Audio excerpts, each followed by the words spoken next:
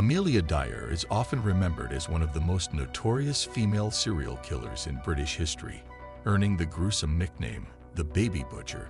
Her story is a chilling account of a woman who preyed on the most vulnerable members of society, babies, and committed heinous crimes for decades, mostly for financial gain. Though her criminal activities spanned several years, it was her eventual capture in 1896 that finally brought her reign of terror to an end. Her crimes were both deeply shocking and a symptom of a wider issue in Victorian Britain, the unregulated nature of baby farming that allowed women like Dyer to prey on impoverished families.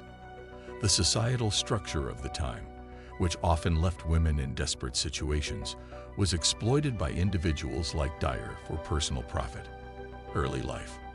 Amelia Elizabeth Dyer was born on October 31, 1837, in Bristol, England, into a relatively modest family. She was the daughter of a poor couple, and her mother, a former schoolteacher, had a significant influence on her early life. Amelia's father died when she was young, and her mother struggled with alcoholism and depression, which would later have a profound impact on Amelia's psyche. This early environment was marked by emotional neglect, which in many cases contributes to the development of violent tendencies in later life. Amelia's education, which was relatively basic, came through the influence of her mother's teaching career, and she was reportedly a bright student, but her emotional scars lingered. Amelia's early life was marred by tragedy and abuse, which would later contribute to her dark path. After the death of her father, her mother struggled financially, and this compounded Amelia's sense of neglect. At the age of 20, she was married to George Thomas Dyer, but their marriage quickly soured. They had one daughter together, who tragically died in infancy. This personal loss devastated Amelia, and some biographers argue that this event may have driven her to find solace in the idea of taking in other children, offering the promise of a better life, while secretly murdering them for monetary gain. Her emotional trauma, combined with the social pressures of the time, likely had a significant role in shaping her future actions. Beginning of the crimes.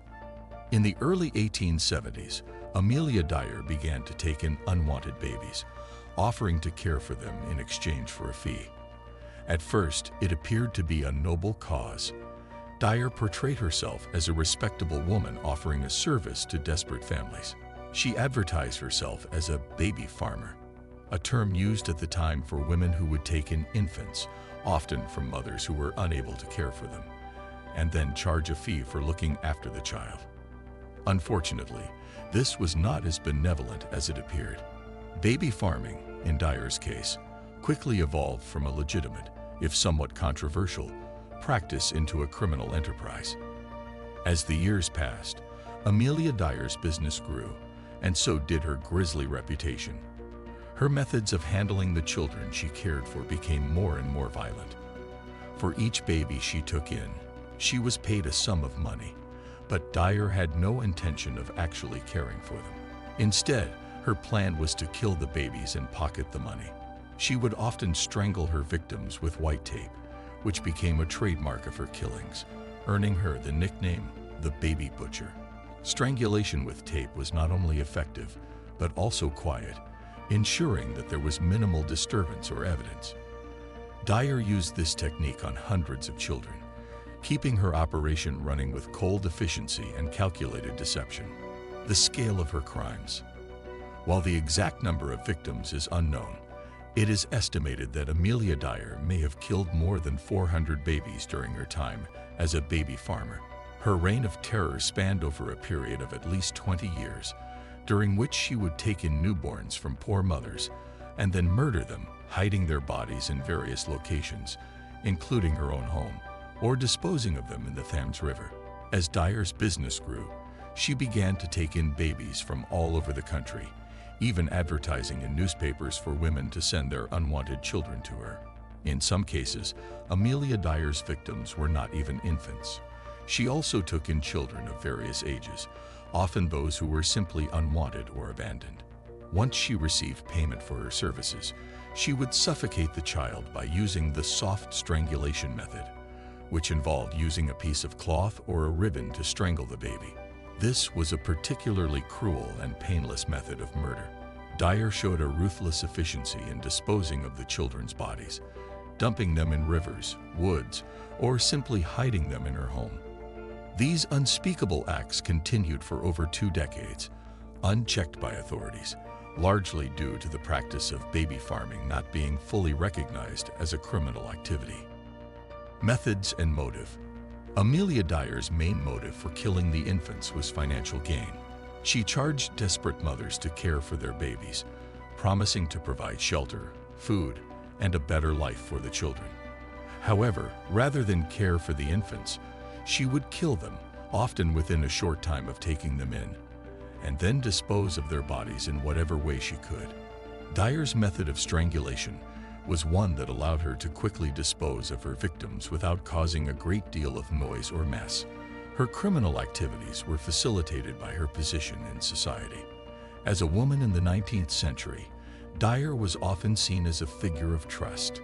Her reputation as a respectable woman, combined with the fact that many mothers were desperate and unable to care for their children, made it easy for her to lure people into a false sense of security.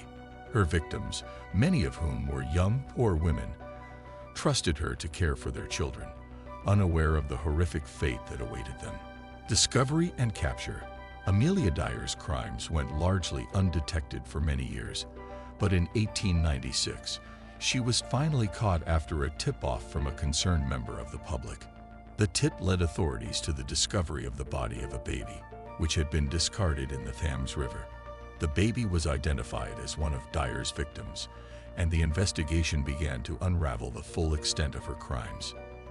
The first clue came after the body of a baby was found wrapped in a newspaper with a distinctive label tied around its neck, an identifying detail that would eventually link Dyer to the crime. The authorities traced Dyer to her home in Reading, where they found more evidence of her involvement in the murders. Amelia Dyer was arrested on April 4, 1896, and charged with the murder of one infant, though it is believed that she was responsible for many more deaths. Dyer was initially calm and denied any wrongdoing, but her arrest led to further revelations of her involvement in a widespread killing spree. Her capture finally brought to light the extent of her criminal activity, and the media sensationalized her case, calling her the baby butcher in an effort to capture public attention. The trial and execution. Dyer's trial began in June 1896, and she was found guilty of murder. Her defense attorneys tried to argue that she was insane, but the jury was unconvinced. On June 10, 1896, Amelia Dyer was sentenced to death by hanging. She was executed at Newgate Prison on June 10, 1896, making her one of the last women to be executed in the UK before the abolition of capital punishment.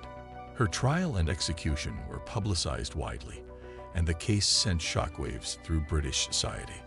Amelia Dyer's brutal crimes and the horrific details that emerged during her trial made her one of the most notorious serial killers of the 19th century. Aftermath and legacy. Amelia Dyer's crimes shocked the nation and left a lasting impact on society. She is considered one of the most infamous female serial killers in history, and her name has become synonymous with the darkest aspects of human depravity. The case also raised awareness of the dangers of baby farming and the exploitation of vulnerable women and children. In the wake of her execution, the British government took steps to reform the system and introduced new laws to protect children and mothers. The Infant Life Preservation Act of 1929 was one such reform, which aimed to criminalize the practice of infanticide and baby farming. The true extent of her crimes. Though the exact number of babies killed by Amelia Dyer will never be known, it is believed that she murdered at least 300 to 400 infants during her time as a baby farmer. The bodies of her victims were often discarded in rivers, fields, or hidden within her own home. The details of her crimes are disturbing, but they highlight the lengths to which she was willing to go for financial gain. Her crimes remain one of the most notorious cases of serial killing in the UK. Dyer's story serves as a grim reminder of the vulnerabilities that existed in society, particularly for young women who had little support or means to care for their children. It also illustrates the dangers of unchecked exploitation and the importance of safeguarding vulnerable populations, particularly infants. That's all for today's video. If you found this story chilling, make sure to hit the like button and subscribe to our channel for more captivating true crime tales. Don't forget to turn on the notification bell so you're always the first to know when we post. Share this video with your friends and drop your thoughts in the comments below. Thanks for watching, and we'll see you in the next one.